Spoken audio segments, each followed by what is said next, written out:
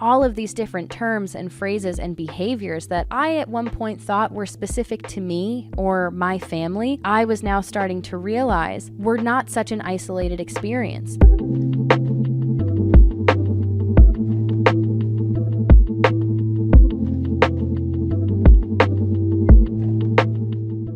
Welcome back to It's Not Normal, the podcast, episode 23.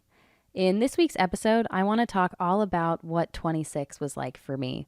I celebrated my birthday this past week. I turned 27, and as you do, I was reflecting on this past year and what it's meant to me, the different things that I've done, and I guess what I will look back on, or what I think I'll look back on when I'm older, when I think about what my life was like when I was 26. What I did when I was 26. And so it seemed like the perfect thing to talk about in this week's episode, because this past year, more than any in my life, I would say I've focused the most on my mental health. And I was kind of reflecting on my past birthdays, my recent birthdays, mainly in the last 5 years since I moved out of my parents' house. And up until this most recent one, I would say the things that I looked back on when I would get to a birthday and I would sort of reflect on that year were external accomplishments. Maybe it was something really cool that Brandon and I had built, or maybe we built the most pieces of furniture in a month that we ever had, or maybe we traveled somewhere really cool. We took a road trip across the country. I think so much of what defined particular years of my life, or I guess chapters of my life up until this point, has been or have been outside of myself, sort of external accomplishments that I would look to. And I think the biggest difference about this past year, when I was kind of reflecting on my birthday and thinking, what did I do this year? So much more of what I'm proud of in this last year has been internal. I feel like internal accomplishments are what kind of define my 26th year. I feel like there was a lot of personal growth and development that happened in this past year. And, I didn't build anything crazy. I didn't travel anywhere, but I feel like a different person now than I did this time last year. Probably more so than I ever have. I feel like this is the greatest change personally that's taken place, or I guess evolution in my life that I can think of in these last birthdays of mine. And I'm really excited to talk about it and to kind of get into some of the specifics, some of the things that I really struggled with a year ago that now, having spent so much time researching narcissism and mental health and really taking the time to implement these more positive behaviors in my life, kind of reflecting on how I feel now as opposed to then. I feel like this time last year, I was maybe just starting to scratch the surface of, okay, maybe some of what went on throughout my childhood wasn't entirely healthy. I think I was starting to feel some of these things without necessarily knowing what to call them. I don't think I was able to put words to these emotions yet. I didn't know a lot of these different terms or phrases that I know now that really explain a lot of what so many of us went through throughout our childhoods that inform who we are as adults, our decisions, our actions, our reactions. And I think a lot of what has happened over the last year for me is just answering those very foundational questions. Who am I? Who do I want to be? Why am I the way that I am? And I think spending such a chunk of time sort of dedicated to answering those questions, or at least taking steps to start to try to answer them, has been really beneficial in my healing journey as a whole, I would say, throughout 26. So back in July, I feel like that's really kind of when it all started for me. Brandon and I got married in June, and it was shortly after that I ultimately made the decision to go no contact with my parents. And then in July, I had seen this book, quotes from this book going around, The Science of Stuck by Britt Frank. And all of these little quotes that I would see on TikTok or Instagram, I was like, wow, this really resonates with me. And so I decided to buy the book. I read the book, and that was sort of my launching point for my healing journey. I had no idea what that book would do for me, that now a year later, I would be sitting here 23 episodes into a mental health podcast with over 60,000 people who have made the decision to follow along on my healing journey. It's still pretty mind-blowing when I think about it, but I'm so thankful that for anyone who's dealt with something like this or is currently dealing with these emotions or these toxic relationships, that now there's a safe space, that you found me and our virtual paths crossed, I guess, because everything that I share, I imagine a younger version of myself seeing those things. And I ask myself, what would she have benefited from this? And I'm thrilled to just be providing resources and offering up my own perspective to hopefully make dealing with something that is so hard to deal with just a little bit easier. So I got this book, I started doing some research, and it was really sort of addicting because the more I learned about narcissism and the long-term effects of growing up with a narcissistic parent, narcissistic abuse, all of these different terms and phrases and behaviors that I at one point thought were specific to me or my family, I was now starting to realize were not such an isolated experience. These are things that have been studied, that have been written about by mental health professionals, by healthcare professionals in books and articles, things that I could look to now to help kind of explain my own experience and to start to move forward in a really positive, healthy way to create a life that I want for myself moving forward. So I started reading these books, and then it was back in September when I first started posting on social media, which I had no idea, again, what this would do. I wanted to document how I was feeling at this really sort of pivotal moment in my life. I think once I had that book, once I started to do a little bit more research and I was finally able to put words to these emotions and these behaviors, it all started to make so much sense to me. And I very much felt like I was starting something. I was at the beginning, sort of at the starting line of the next chapter of my life. And I'm really happy that I had that feeling, I guess, to just sit down and talk about it. Because now, it's sort of like a full circle moment. Not that I am done by any means in terms of healing or growing, but I remember feeling a little hopeless in that time. I guess when I was sitting there, I felt so overwhelmed. I think when you start to realize your childhood trauma, it can be like a wave of emotions and memories, and it's so much to take on at once because everything that you had thought your life was up until a certain point is now sort of completely flipped on its head, and you start to rethink everything, different interactions, relationships that at one point in your life you thought meant something, you kind of perceived them in a particular way, that now looking back at them through this completely different lens, now that maybe you've educated yourself a little bit about why those things maybe didn't sit too well with you, or maybe why you react in a certain way as an adult that doesn't feel entirely healthy, now they mean something completely different. And that's a lot to take on, especially because of how frequently these things can happen.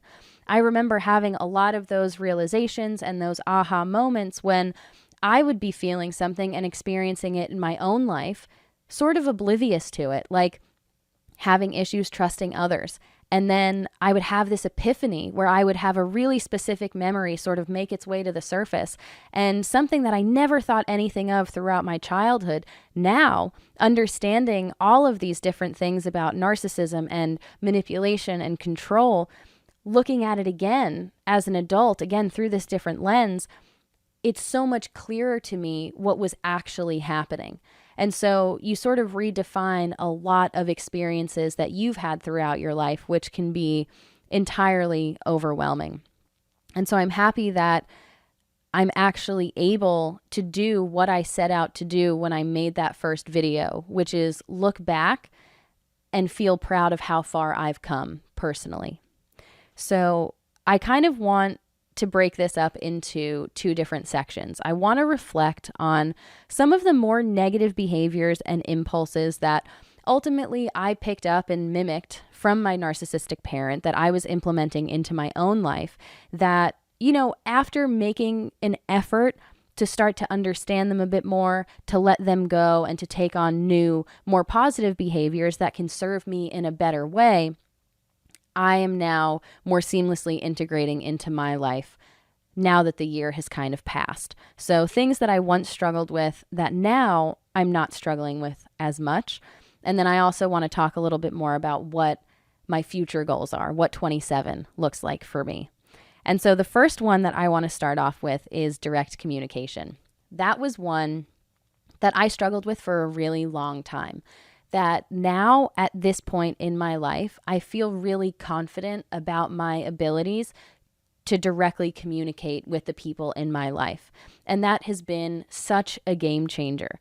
I think the first part of this that I struggled with was expecting my partner and other people in my life to read my mind, to always be paying attention to how I was feeling, how I was acting, the tone that I was using, and allowing those things to sort of inform their decisions about how they interacted with me. And this was just very much, I think, me not knowing anything different. This was kind of just what I had grown up around. This is what I had grown used to. And so I was doing what I had observed throughout my childhood. And I struggled a lot with my partner not always picking up on these really subtle things because I thought that if he didn't do that, it meant that he didn't love me, that he didn't care about me. And now, right, even in the book that I'm currently reading, Adult Children of Emotionally Immature Parents by Lindsay Gibson, she talks about how one of the sort of key phrases of an emotionally immature parent is, if you really loved me, you would just know. And I had no idea how unhealthy that way of thinking was, or even that was a way of thinking that was shared amongst a spectrum of emotionally immature people. I thought, again, this was sort of just the way that things were. This was the way that my parent was, and so this was sort of the way that I was. And it took me a long time to realize that, okay, it's not everyone else's responsibility to try to assume or predict what I want, when I want it, and how I want it without ever being directly told those things. It's my responsibility as an individual to know what I want, when I want it, and how I want it, and to communicate those things to the people in my life. And looking back now, it seems so much more it is so much more straightforward. It's easier for everyone involved. It's the right way to do things. And yet for so many of us, I think, who were raised by a narcissistic parent, you're not often encouraged to directly communicate your own wants or needs. And you're also expected to sort of pick up on all of these really subtle changes in mood or tone or behavior of your parent, and then to adjust your own behavior accordingly. So not only are you encouraged not to speak directly, but no one is speaking directly to you. And there's sort of this cloud of care and love that's sort of mixed in with all of this, where moving forward into adulthood, into friendships or romantic relationships, if you've got someone who's not picking up on these really subtle hints, it's very easy to feel like they're not doing those things because they don't love and care about you. And that if you have to say directly what you want or how you're feeling, then there's no thoughtfulness there. They're not thinking about you. They don't just know there's something lacking in that more intimate part of the relationship, when in reality, there's nothing lacking. Telling your partner directly something that you want to do or something that's important to you, maybe something that you're looking for in a relationship, and then having them actually go out of their way to make the effort to do that thing, it doesn't take any of the thoughtfulness or the care out of that gesture. It's your responsibility to inform them and to let them know what's important to you. And I think the second part of direct communication that was harder for me to kind of start to feel comfortable doing, I guess, is stating my own needs. And this ties right back into that hypervigilance, where if I wanted to watch a TV show with my husband, a particular TV show or movie, there was a time when I wouldn't feel comfortable saying that out loud because already I was starting to think, okay, well, what if he doesn't want to watch a movie right now? What if he doesn't want to sit down and just watch TV for the next 2 hours? What if he doesn't like the movie that I pick? What if he's not feeling it?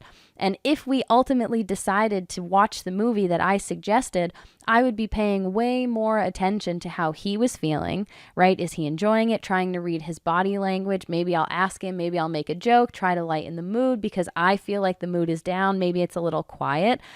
I am hyper fixated on him. I'm overanalyzing the situation. And at the end of the day, that would take a lot of the enjoyment out of the actual movie that I wanted to watch, where I wouldn't even enjoy the experience because I would be way too concerned with the emotions and feelings of someone else. And again, I think that's a really common experience for a lot of us who were raised by a narcissistic parent. That's what we were taught to do over time. And the better we got at that, the better our position in the family was. Something else that I used to struggle so much with were intrusive thoughts. Intrusive thoughts were something that I dealt with way before I knew that intrusive thoughts were a thing. I didn't know where they came from. I thought it was just my inner monologue. I didn't think that there was anything wrong with what was happening in there, but it definitely didn't feel good. And it really got in the way. There were times when the voice in my head was so loud with just these really negative hypothetical scenarios that were so specific to my deepest rooted fears and insecurities that it was hard for me to focus on what was actually going on, or if someone was speaking directly to me, for me to hear what they were saying over the voice inside my head. And once I started to learn what intrusive thoughts were, right? Or I guess that those things that I was enduring, that I was suffering, were intrusive thoughts. And then I took it one step further and I started to understand where they came from, why I was having them. Giving these things a name definitely took away a lot of their power for me. And it was almost kind of like staring them in the face, because it was no longer something that I was afraid of. It was no longer something that had power over me, because now I knew that it was there. It was like I turned the lights on. I wasn't scared of the dark anymore because I saw it for what it was. And I still sometimes struggle with intrusive thoughts. I think sometimes they still show up. And I think that's a relatively universal experience for most people, even if you weren't raised by a narcissistic or an emotionally immature parent. I think sometimes as humans, we just have a tendency to catastrophize, even if it's just in passing. And, I think that's okay, as long as you don't let those thoughts sort of dominate your actions or dictate how you're feeling for the rest of that experience, the rest of that day. And so when I experience, or I guess encounter, an intrusive thought now, I have kind of two ways of going about it. There are times when an intrusive thought will pop up and I'll just distract myself, where it's kind of there and it's there in the back of my head, but I don't give it the time of day. I don't entertain it because I'm like, I see you, I know that you're there, but I'll shift my attention to something else. I'll shift my focus to something else. And then I get to the point where I have trouble remembering exactly what it was. And the weird part about intrusive thoughts that I've dealt with is that there was a time when I felt like I had to think them. I had to think them and I had to entertain every single awful scenario. And if I wasn't doing that, then I in some way was doing myself a disservice. Like I was not prepared for something. Like I have to weigh all of these options, even though they will never happen, right? I was just torturing myself. And so now sometimes these intrusive thoughts will come, I'll distract myself and I'll revisit the thought almost instinctually, where it's like, wait, what was that about? And what was really bad about it? I try to sort of get back into the nitty gritty of it. And I have to fight that impulse where I say, listen, it was an intrusive thought. It was a passing thought. You don't have to revisit this really negative hypothetical scenario because you know what it is and it's not going to benefit you and it's not actually a real feasible thing that you have to be concerned about. So let's think about what's going on right now in your life that you should be concerned about. And the other way that I deal with intrusive thoughts when they pop up, which it's fine. I think it's fine when intrusive thoughts pop up as long as you know how to handle them. The other way that I deal with them is, again, to kind of just stare them in the face, where it's like, okay, I know what you are and I know why you're here. And then I ask myself, is this grounded in reality? Do I have any real reason to be thinking about this right now? Is there a possibility that this is going to happen and cause me harm in the near future? And if I can confidently answer all of those questions, I can let it move on. I sort of register it as just a thought. And that's fine because I am not my thoughts. I think separating myself and my life from the things that I think or even the emotions that I experience in passing has been really beneficial, where it's like, I am not what I think about. So I'll engage you, I'll entertain you for a minute and sort of register that you're here, but I'm going to deal with you now so that I can just let you go and you're not going to linger in my mind for the rest of the day. You're not going to pop back up tomorrow or later on this week. It's very much the same mentality when you're going through any sort of healing or realizing your trauma, where you have to sit with a lot of discomfort. And that's a really difficult thing to do because everyone likes to be comfortable. But it's only when you sit with those really uncomfortable emotions, those maybe uglier truths, things that you've been suppressing because you didn't want to address them. When you finally stare those things in the face, it's like when you're a kid and you're afraid that there's a monster under the bed, right? It's so easy to just lay there in bed under your covers, pull them up over your head and be scared, but you're laying there and so you feel kind of safe. But all of your worries would go away if you could just build up the courage to get out of bed and look under the bed and find that there's nothing there. It's sort of this leap of faith that you have to take, right? That even if there is something there, right, you have the ability to handle it. But it's kind of just, it's recognizing that I think a lot of our fears are only fears because we're scared of facing them, if that makes sense. That might have been a little redundant, but that's kind of how it felt for me, where I finally would just, if I have an intrusive thought now, it's like, I'll get up out of bed. I'll look under the bed. I know it's there. You know what I mean? I'm not scared of it because there's probably nothing. And if there is something, I can handle it. I can deal with it. And so that's been really helpful for me in managing my intrusive thoughts. Another one that I really struggled with for a while was taking on other people's emotions as my own. And I experienced this mainly with my partner, just because of the nature of our relationship and how close we are. We live together, we work together. And so anytime he would feel frustrated or overwhelmed or stressed, I would subsequently sort of take on those same emotions as my own. And I remember having conversations with him where he would tell me, you can't get mad at me for being mad. And I remember sort of reflecting on these different experiences, and it started to make a lot of sense once I started to educate myself a little bit more about mental health and, healing from trauma. I remember growing up, like so many of us, I'm sure, feeling like I constantly had to walk on eggshells. Like I was always doing everything in my power to prevent anything negative from crossing paths with my narcissistic parent, because I knew what that meant, right? If my narcissistic parent was triggered and they were frustrated or overwhelmed, they would sort of, again, in this same book, she talks about emotional contagion. I think emotionally immature parents express themselves in very similar ways to babies, to newborns, where they don't yet have words to describe their emotions, and so they act them out. They sort of do these big things. They act out their emotions so that everyone in their environment has to kind of shift their attention to this person to try to make them feel better. And so throughout so many of our childhoods, I'm sure, if our narcissistic parent was feeling stressed or overwhelmed or frustrated, that was a bad thing for everyone involved, for everyone in the house. And so in adulthood, in a healthy relationship now, it took some practice for me to realize that I can trust my partner as an emotionally mature individual to handle their own emotions.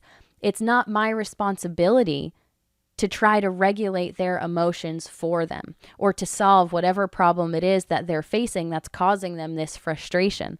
And I think developing that trust and showing myself through practice and sort of repetition that I can rely on my partner to do these things without my help has been massively beneficial in not taking on other people's emotions as my own.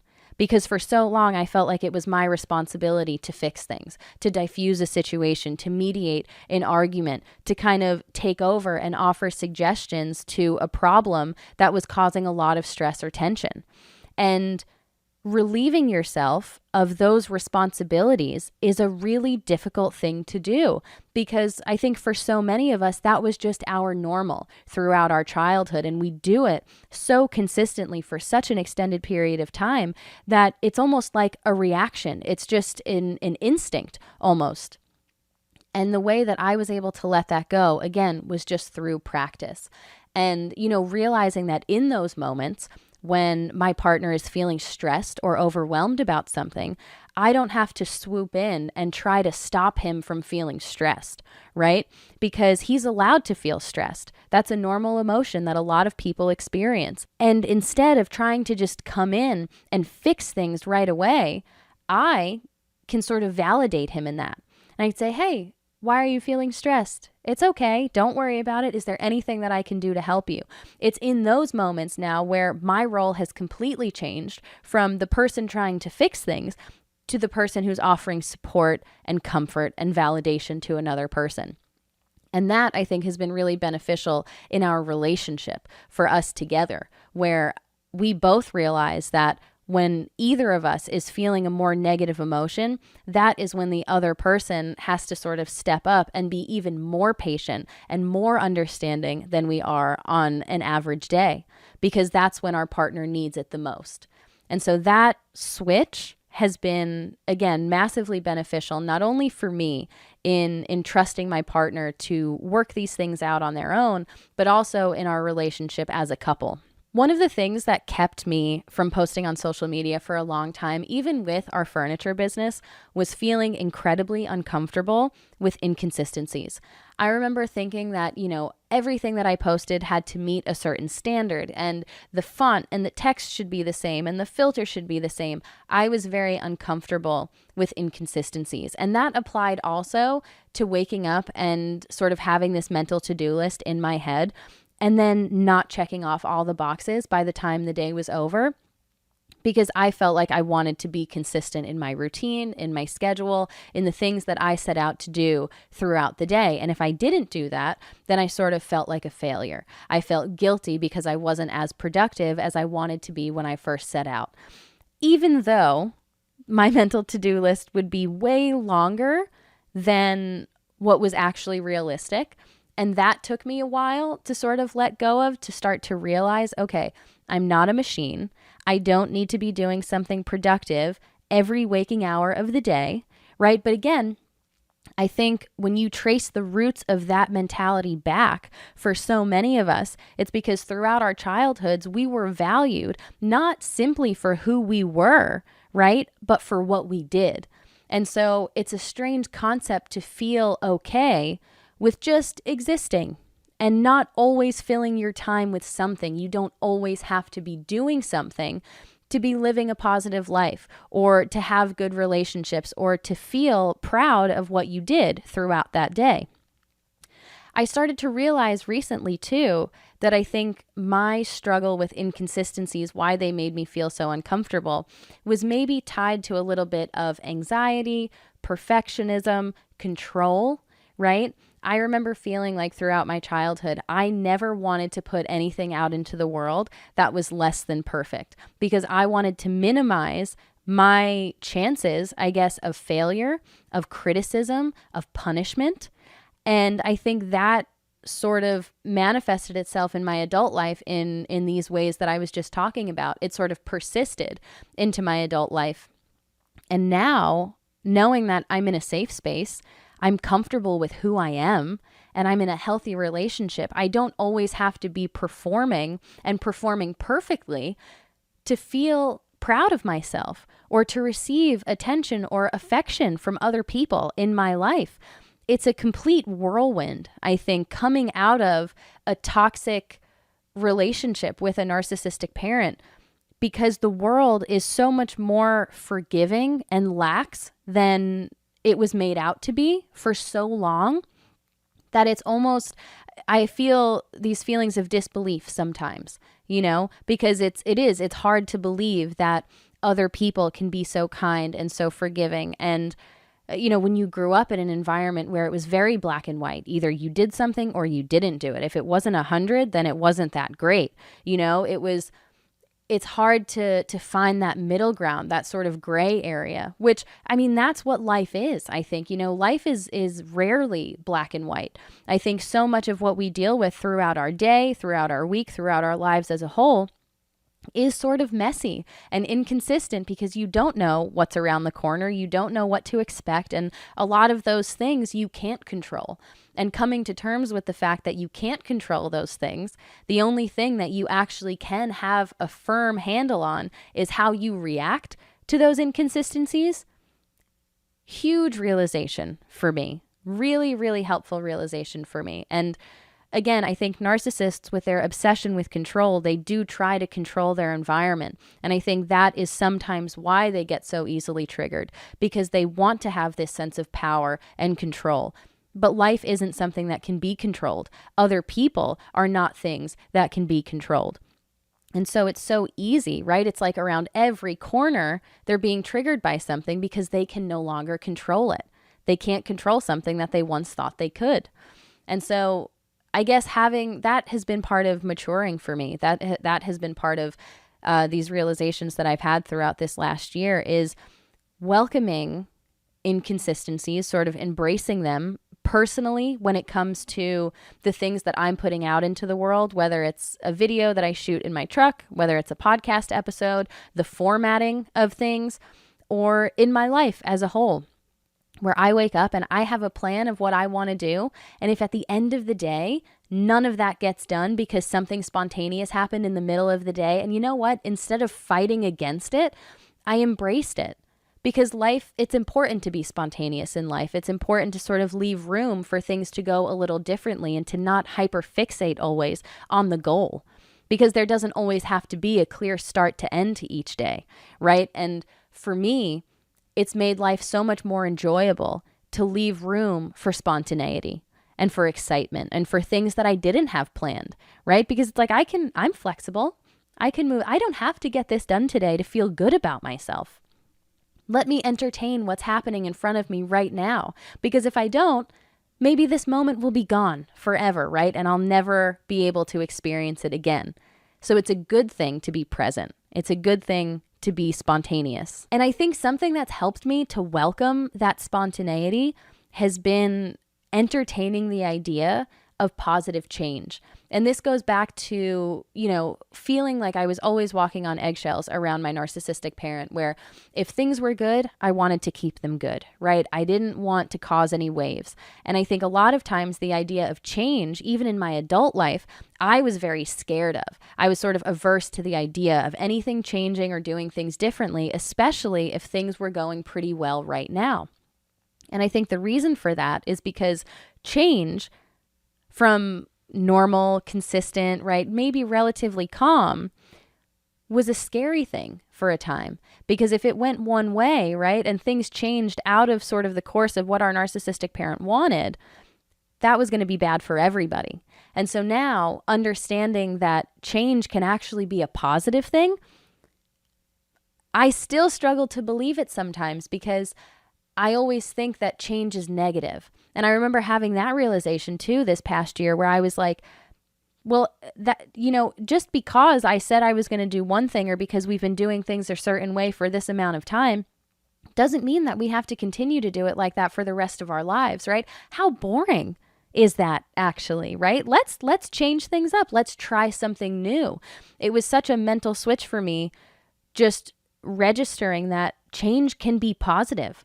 Welcome change in your life, because at the end of the day, the relationships that will stay, the relationships that matter, the people who are there for you, and the trust that you have in yourself to handle different situations, that will all remain no matter your external circumstances.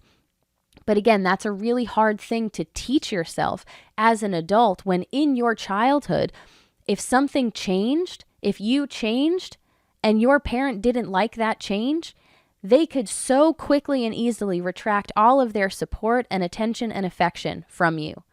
And so change, I think, for a lot of us was always associated with negative. It was a scary thing, and we didn't want to do it.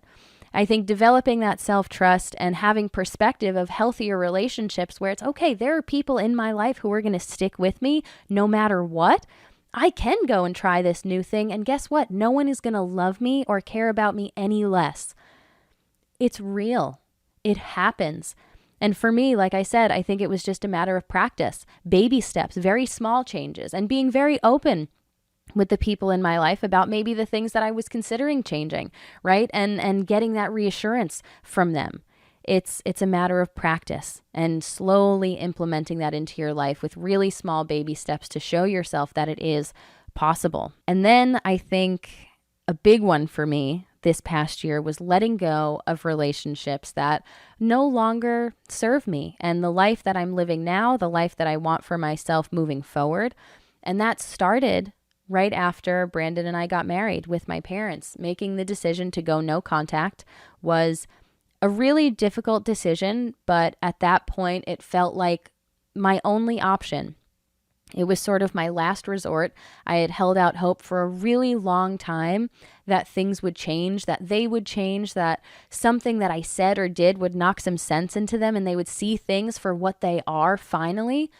But after this cycle of sort of offering up these opportunities for things to go really well and then being disappointed by their behavior, I started to feel like I am benefiting nothing from this relationship because I don't feel comfortable being myself. I don't feel like my parents really know the person that I've become because of the nature of our relationship over the last 5 years.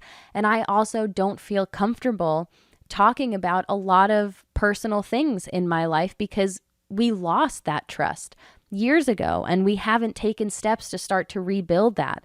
And so if I don't feel comfortable being myself, if I can't talk about important or exciting things that are going on in my life with you, and if I leave these interactions feeling really drained and stressed, I'm not benefiting from this relationship. And so why am I going to continue to be the one who's trying to fix things over and over and over again? So ultimately, I made the decision to go no contact. And it was hard, but I think the peace of mind that comes with it, the space for growth and evolution on a personal level is invaluable. And, when I think about this, I also think about my high school friends. I had a really great group of people that I was very close with in high school. And after moving out of my parents' house and dealing with some real separation anxiety for a while, COVID sort of furthered that, I would say, kind of intensified that. We had sort of a bumpy road towards the end, and I think I held out hope for a long time with those relationships also. And I was finally able to kind of reconcile that experience and those relationships and really feel comfortable with the fact that, sometimes there are people who are in your life for a time, and that's all that they're meant to be in your life for, and that's okay. And that took me a long time to kind of come to that realization and really believe it, not just tell that to myself on the surface, but to feel like I'm okay without those relationships anymore. And I can look back on the experiences that we did have when we were close and how positive and fun they were. They were for that time in my life, and that's okay. And I think the last thing that I'm going to touch on in terms of things that I have really gotten better with in this past year is allowing myself guilt-free downtime. And I was talking to my sister on my birthday, actually, and she was saying that, she can see how I've grown over the last year. And she was like, I used to call you, and every time I would call you, no matter what day it was or what time it was, you would always be working. You would always be doing something. And she's like, now, sometimes I'll call you and you're playing a video game or you're outside or you're just doing something that's fun. You're not always doing something that's centered on work that's considered objectively productive. And you're telling me about it. So not only am I allowing myself this downtime, but I don't feel guilty about it either. I can say to someone, oh yeah, I'm just going to go for a walk. It's a really nice day and I want to be out in the sun today, and not feel bad about that decision.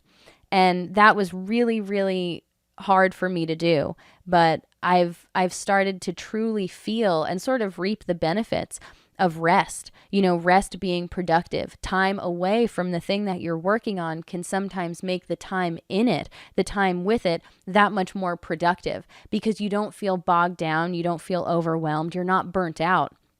I've experienced burnout multiple times throughout my life, and it's not conducive to productivity and creativity. You need to just live and experience life sometimes to actually be able to go back into the thing that you're working on and take significant steps forward towards your goal. It's unrealistic to always be working towards the same thing all the time, leaving no space for something else. And that's something that I think has manifested itself in the last year for me, where, when I reflect on, again, my past birthdays, these external accomplishments, we were working every day for 12 hours a day sometimes, just completely consumed. And so we were really nurturing this business. We were nurturing this one part of our lives, but we were eating really poorly. We weren't going to the gym. We weren't prioritizing our physical health. We were working on holidays and birthdays. We were neglecting personal relationships. And now, right, this past year, I feel like it's been so much more balanced, where I'm working, right? And I'm really enjoying the things that we're working on. I even have a desire sometimes to work more, which I think is so great. We're eating really good foods. We're thinking about what we're putting into our bodies. We're going to the gym and prioritizing our physical health. We're making time for important people in our lives. And I think something that I failed to realize was that by focusing so much on one aspect of your life, that it's almost something that you're made to feel proud of with this hustle culture, right? Where it's like, if you're not working, then there's someone who is, and they're working harder than you. If you're so focused on this one aspect of your life, you're going to neglect so many other aspects of your life. And I think for me, it's a matter of preference, I think. But as I've started to take the steps to start to get to know myself and start to understand what I want my life to look like, I want a life that's balanced. And I feel like in this past year, have really been able to start to take steps towards living a more balanced life, which I'm really, really proud of. And guilt-free downtime has definitely been a huge part of that. So with all of that in mind, I have some goals that I want to start to manifest, that I want to start to speak about. And I just kind of want to jump right into them and share them with you, because I think growth is such an intrinsic part of life. And I think the more that you can approach that with an optimistic headspace, when you get to a place, again, where you start to welcome change, right? And you start to think about the fact that change can be positive in your life, I think that is when you really start to see what you're capable of.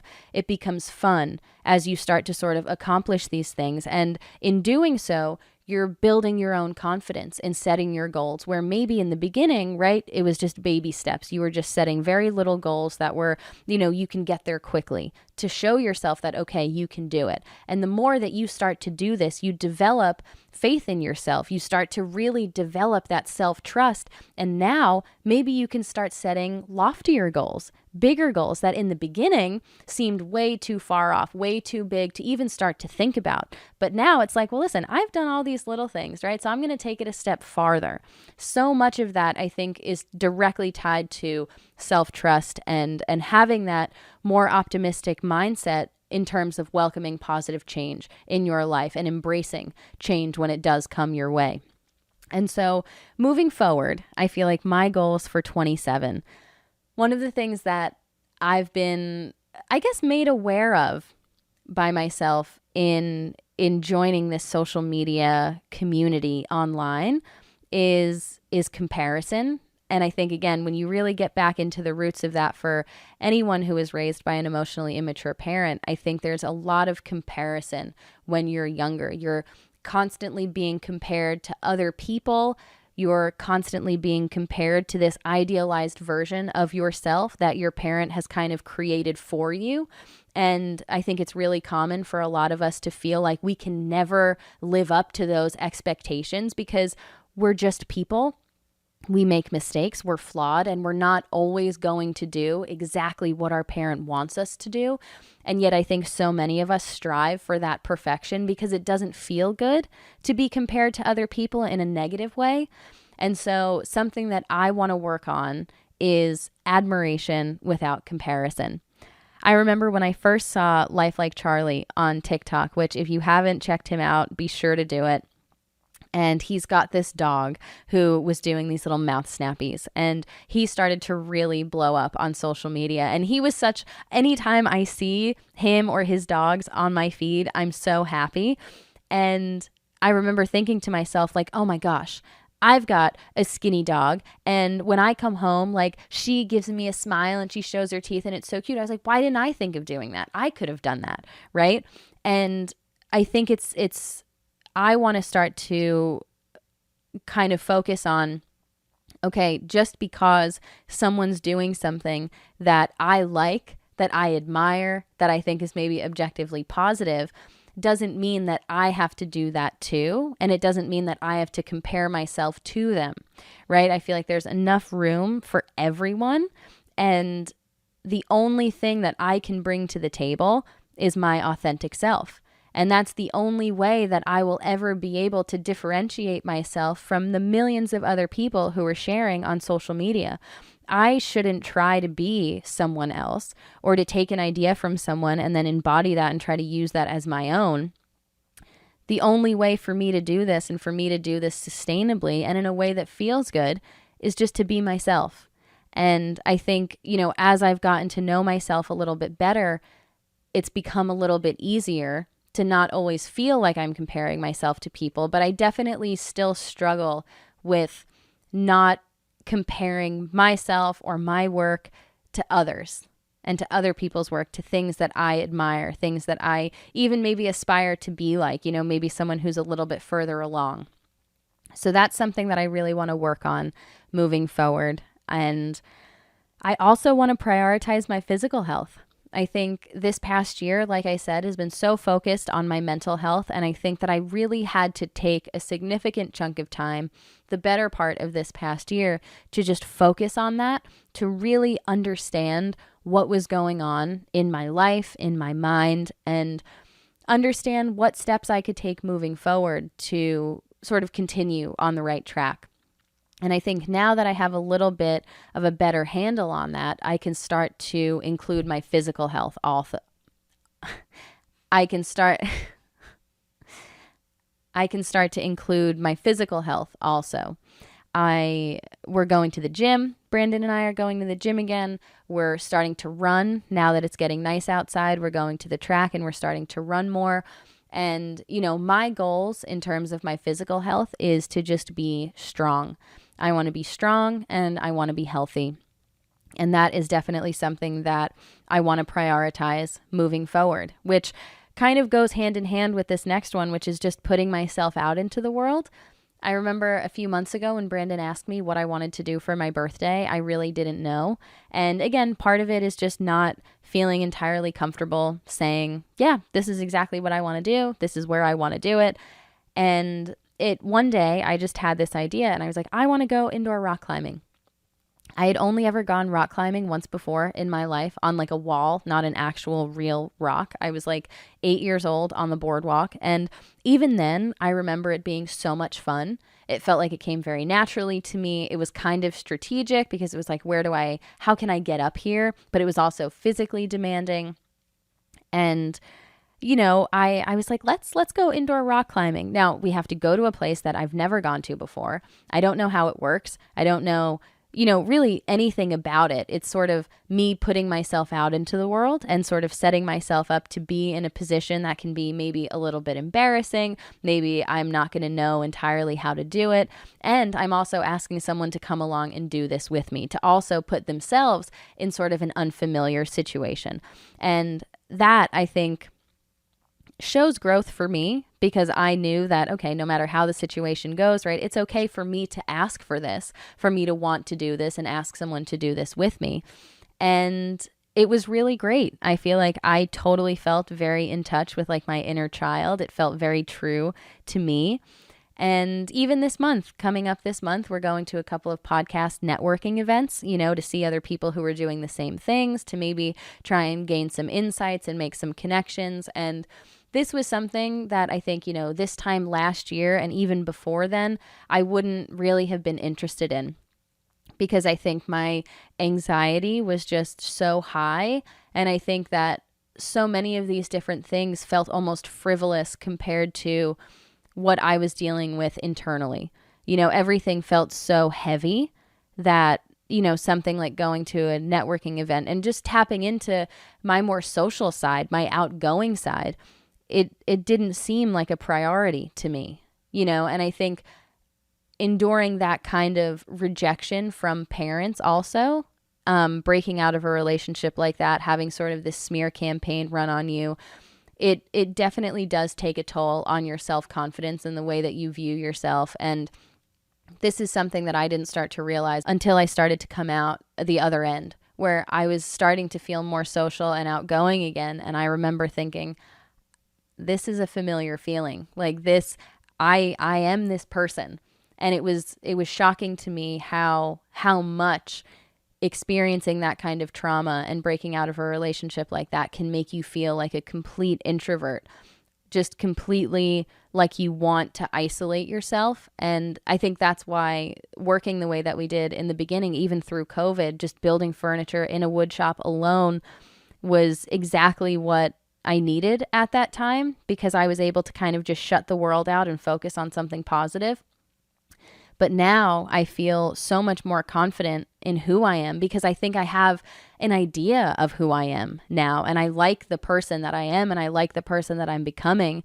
That self-confidence has really started to resurface. And I'm so thankful for that, because it feels so good. I think when you start to reconnect with parts of yourself that you had to suppress for someone else's benefit, when it happens. That feeling. It feels so familiar and sort of just to your core that it's like, it's self-recognition. I think it's this is me, there's no question about it. And I think that is very much true for sort of putting myself out into the world and into these new, maybe unfamiliar social situations. And I want to continue to foster that side of me moving forward. And I think the last thing that I want to do during my 27th year, I guess throughout my 27th year, is to continue to grow Big Sis Casey. It's not normal to continue to grow this community. I still get comments and messages every day from people who say, I'm so thankful to have come across your podcast or your account, because I'm dealing with a narcissistic parent right now, and it's really made this particular thing a lot clearer. Or, I haven't heard this perspective before, and now I can sort of understand and navigate this situation a little bit better. And that, for me, has always been the goal, to just speak candidly about something that I think so many of us for so long were really encouraged, or maybe even pressured, to not speak about, to keep on the low, to not talk about this with anyone outside of the family, right? And I think to speak about this so publicly and so candidly, I think can be really beneficial. And all I want to do is help people, because dealing with this kind of abuse and manipulation it's so entwined with your version of who you are. I think your self-image, your other relationships in your life, it's all encompassing sort of. It has such a drastic impact on so many other aspects of your life that for me, it was really something that I had to address before I was able to move forward and take steps in a really positive way. And so if I just want to continue to kind of offer up my perspective and to connect with so many of you to kind of help all of us start to grow and break this cycle, this really toxic cycle that so many of us got caught up in. I think, reflecting on on my birthday, right? And just where I am in life now, I'm 27. I'm closer to 30 than I am to 20, which is, it's weird because obviously I've only ever been, younger than this, but I'm excited. I feel so much like myself. I'm really proud of the work that I have done in my personal life externally and now also internally. I feel in a lot of ways like I'm just starting out as this new version of myself that I'm really proud of. Sort of for the first time in my life, I feel free from a lot of the expectations or opinions of other people, where I think what's important to me is for the first time informing my decisions and my reactions, where now I can confidently say things and feel things and not question, is this coming from somewhere else? Is this someone else's opinion that I was sort of pressured to take on at some point?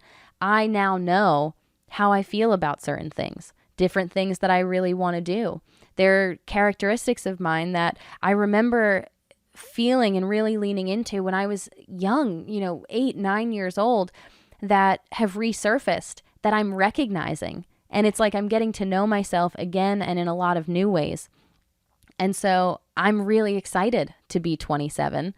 But the thing that I didn't realize about being this age, being close to 30, is that I do not have everything figured out. I remember being a kid and thinking that adults, I had teachers that were my age now and thinking like, they know everything, like they probably got a house and a husband and kids and, like they've got it all figured out.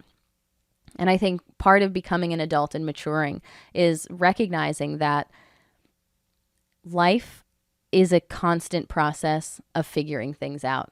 I don't think you're ever going to get to a point when you feel like I've got everything under control, because as long as you're living, there are going to be things that are unpredictable, things that are outside of your control, that cross your path, that now all of a sudden you have to deal with or you have to figure out. And that's just part of life. And I'm really happy to have been, or I guess to have had that realization at this point, so that I don't follow in the footsteps of my narcissistic parent trying to control every aspect of my life, things that I just can't control no matter how hard I try. And for a little bit of perspective before I sign off for this week's episode, this is something else, another nugget of wisdom that my younger sister imparted onto me. The cast of Friends, right, when they shot the pilot episode, the characters in that show were in their late 20s and early 30s. That's all I've got to say. Let that marinate. With that, though, I think I'm going to be wrapping up this week's episode, and I will be back next week with another episode of It's Not Normal, the podcast. Bye.